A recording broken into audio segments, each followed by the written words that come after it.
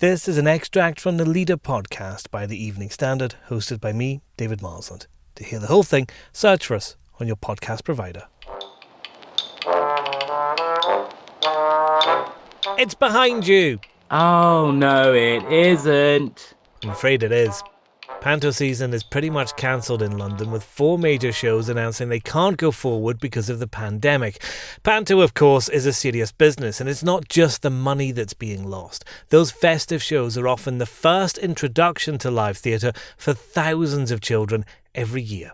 Well, the actor Simon Callow has written for the Evening Standard on the threats being faced by the theatre, and he joins me now. Simon, you've appeared in Panto yourself. How important is it as a way to get people into theatres? Well, it's a great financial motor, no doubt about that. And I think more than in London, in the regions, that is the banker, really, for the theatres, and it keeps them going. Because you could do 2 or 3 performances a day. Sometimes you get people coming in droves, and they spend money while they're there and all of that. So that's a great and important thing. But to me, much more important than that is that it lets people know that that it's a great thing to sit in an audience and watch a show. And for us as actors, it's a unique experience, because if you look out there into the auditorium and the lights are always half up so you can see everybody, you do just see Britain out there. That is the nation. There's every kind of person, every ethnicity, every class, every age. Astonishing thing to see, to look out there and see ancient grandpas and great grandpas sitting there next to babies. And that's what the condition of the theatre should be generally. So it's a wonderful example for all of us.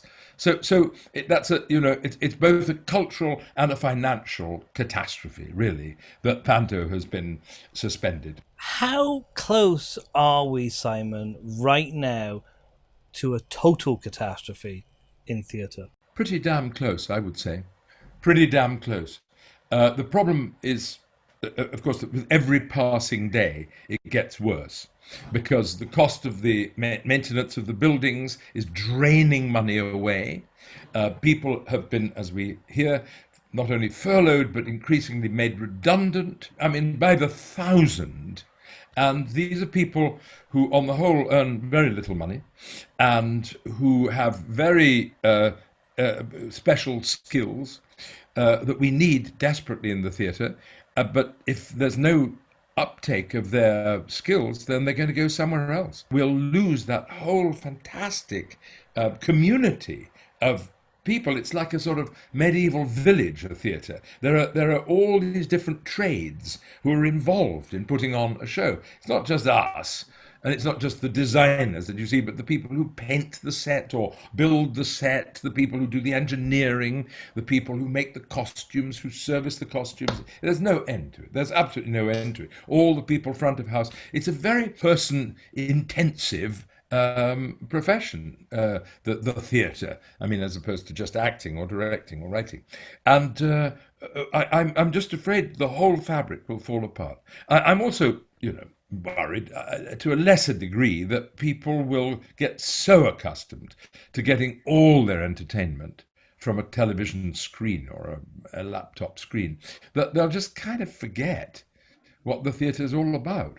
And the theatre is, it's not cheap particularly, but it is unique. It's just an extraordinary thing. Now, you have managed to get a little bit of live performance in yourself, which you write about in the Standard, in a little cafe in Clerkenwell. As a performer, how did that feel? It must have been quite cathartic for you. It was extraordinarily strange in a way. I'd sort of wondered if I'd forgotten how to do it, because it was a slightly unusual arrangement. It was a cafe, as you say. It's a very posh cafe, but it's a cafe nonetheless. And there were people socially distanced from each other and from me. The people up on one level, and then right over in the corner there, and there's another person crouching somewhere down there. And I thought, how will I ever manage to convey the spirit of Charles Dickens, because that's who I was trying to evoke?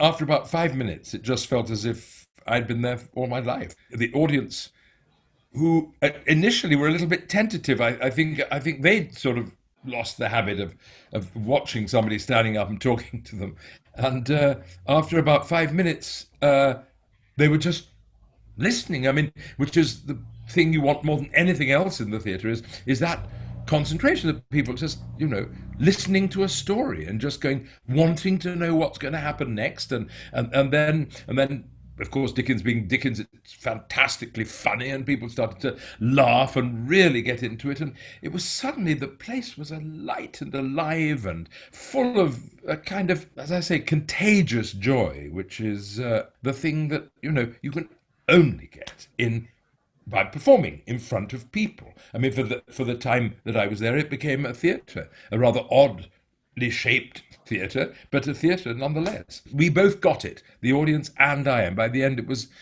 rather touching. Of course, that's the marvel of theatre itself, in that you can do it anywhere, but London has these beautiful theatres, and they need to be filled again, don't they, Simon? And the government is putting, I think it's 1.57 billion into helping the arts, but if people don't go back, if they don't go flooding back into those theatres, it's all going to be for naught, isn't it? Well, I mean, I suppose it would be reasonable to expect people to be a bit tentative to begin with. But I think that the moment they really start going, the momentum will build up pretty quickly. And once people have, just as in restaurants, now people have figured out it's okay to be in a restaurant. You're not going to die the moment you cross the door. It's that sort of an imaginative gymnasium of theatre.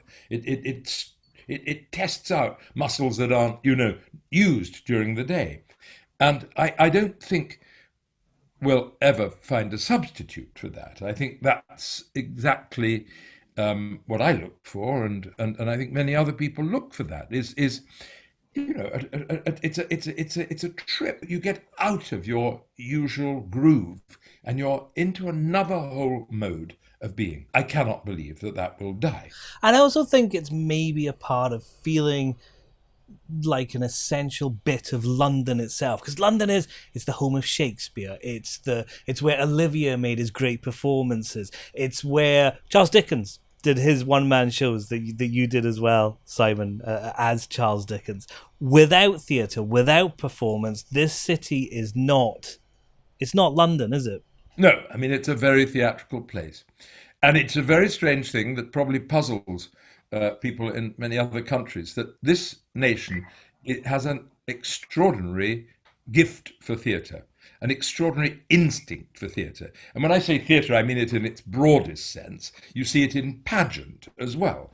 I mean, nobody can do those things. Coronations, royal weddings. We do it very, very well. We have an extraordinary instinct for it, and it's been true at least since the 16th century, and it's never really stopped. The world tends to acknowledge that, and people come to London especially to see the theatre because we do it well.